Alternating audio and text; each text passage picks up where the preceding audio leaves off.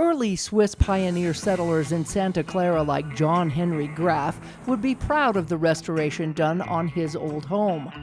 His namesake, John Henry Graf III, is the great-great-grandson of the man responsible for moving this old mining camp house here from Silver Reef. John Graf is now involved in its restoration. I love the fact that they brought it from Silver Reef and put it here. And I love the fact that they added this little adobe kitchen using the local dirt. If you look at it, it's the same color. They just pushed it together, and if I was to take a stick, I could rub my hand and make a mark in it. It's really soft, it's just dirt, but somehow it's held since 1885. Located behind Frei's fruit stand, this tiny home from the late 1800s is probably one of the oldest homes still standing in Washington County. And the fact that this goes back to the very beginning of Santa Clara and people can come by here and see it is just really important to me. At a cost of around $250,000, the Vicky Frei Laswell family is responsible for the funding and restoration of this old pioneer home. There's such a good feeling in this town. You just get that awesome feeling that you don't get in other places.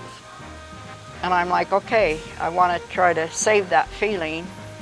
And even though some of the places look pretty rough, I think they can be fixed up. This house will look a lot better than it did, but it's still going to look like it did. Longtime family members and friends of the community took a short tour inside the home to hear more about its memories and transformation. Over the last 30 years, I've been trying to figure out how to save this house.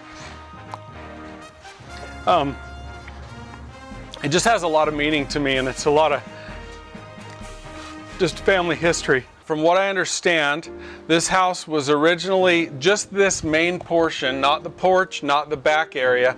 The main portion was a mining camp house in Silver Reef. And it was two halves. If you look at it, there's a front door there and a front door here. So it was two 15 by 15 rooms, no bathroom. To keep it as authentic as possible, a local company was used to mill the lumber to place around the sides of the old home. This porch was about to fall off. I don't know if you'd ever driven by it. Most of these scallops right here that go around the edges had broken off. There were a few, so we were able to actually make a pattern of them. The original porch was 6 feet wide. I took the liberty of making it 8 feet wide because I thought if somebody wanted to sit out here that they wouldn't want to have their knees against the railings. So we were able to match these based off of photographs, and they're very, very close. This is a 15 by 15 room. I think when he moved it here, he built this fireplace in it, one for each side, with the chimney going out through the top. And then, like I said, did the wall. So, while there are 2 fireplaces between the 2 sections of the house, they are not usable. The house will be heated and cooled with a modern system. But there's a guy named Brock Wright that has helped a ton, he and his guys. And Brock has specialized in working with adobe and working with old windows. Like these windows were falling apart. A lot of these pieces of wood were broken out, and he has made them again. And most of the pieces of glass were broken out, but this piece right here and this piece right here are originals. You can see the wavy. Besides using local contractors, much of the work has been done by family members as well. Inside is original ceiling board from back in the day. Our goal is to try and rub paint on these new boards and make them look old and save the green ceiling. The walls will be white, the doors will be white, except for the exteriors, they'll be the green color. So this whole back area is adobe, and it was in pretty rough shape. We took the whole roof off of it and the floor out, but we left the adobe walls. And then Brock and his crew came in and fixed all of the adobe to make it solid, and then put the new roof on it and rebuilt the floor. This floor is the original floor, except for you can see where we've had to patch it in. But it's on 2x6s going this direction, and if you go down in the cellar, you'll be able to see the bottom side of it. Going down into the cellar, which is only underneath one side of the house, the floor was converted from dirt to cement, and the walls and ceiling were repaired and reinforced.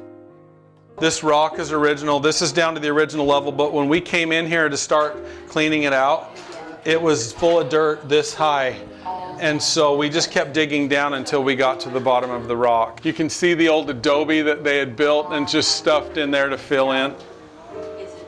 And this is the original floor, and this is why I put these beams in, because I mean it's solid, but I just didn't, it's a 2x6 and I thought it should have been bigger. And the posts on each end holding the beams up are the old porch posts. And then I just put a spot here where if it ever got water in it, we could drop a bucket down there. But this is a piece of some of the old electrical that was in here. The cellar's only under the 15x15 section on this side.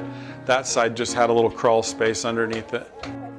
The adobe inside the kitchen area was made from local dirt.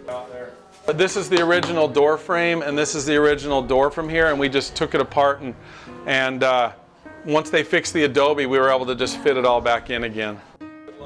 And there was much work to be done to restore these walls. On the sides, it went up and down like a board and batten style, and then around the front, it has a lap style. It's this direction. And that's how it was, and so we put it back just like it was. Known as Mandy's house to many, this house used to be the home of a family of 6. Mandy was one of the children who ended up residing here until she passed away. 1891, the guy that moved it here, John Henry Graf, passed away of pneumonia and left his wife and 4 small children with this house. They lived here till they died. Passed it to their children, who passed it to their children, and it's come down, and it's to one of my cousins that has it. So my grandfather was a boy and lived in this house. His father is the one who moved it down from Silver Reef, and I'm sure he did lots of work on it. He was just a young boy when his father died, but he helped his mother her whole life and helped take care of her and helped take care of Aunt Mandy. Mandy had spinal meningitis when she was a little girl, and when I was a teenager, we would bring our ironing here for her to do. And everybody calls this Mandy's house. I don't know what to call it. I don't know if I should call it Mandy's house or if I should call it the little Graf Pioneer house. I like them all. Which was my great-grandpa and grandma's house. And she was the first baby girl, Swiss baby girl, born in Santa Clara. She was saved in the flood by Jacob Hamlin when they had the big flood in 1862. That family was in the old fort, and it started washing away. And so Jacob Hamlin went in and got him and hauled him out of there. So she was one of the baby. That was the baby that was saved in the flood. There's one of Barbara Staley standing right here in the front yard with the porch in the background, and she's holding a birthday cake. And Denise Webster has been able to take that and add color to it, and it looks so great. So that'll be fun to have a blown up version of that in here. While the Graf family members aren't exactly sure what it will be when it's restored, no matter what, it will be open to the public to see by Swiss days. One was just a little Airbnb for people to come and stay in, just a little 1-bedroom house. Another idea was to do like a little soup and lemonade, kind of like Judd's candy store over in town, where people can come to the fruit stand, and then if they want to wander back in here, they can, and have candy set up.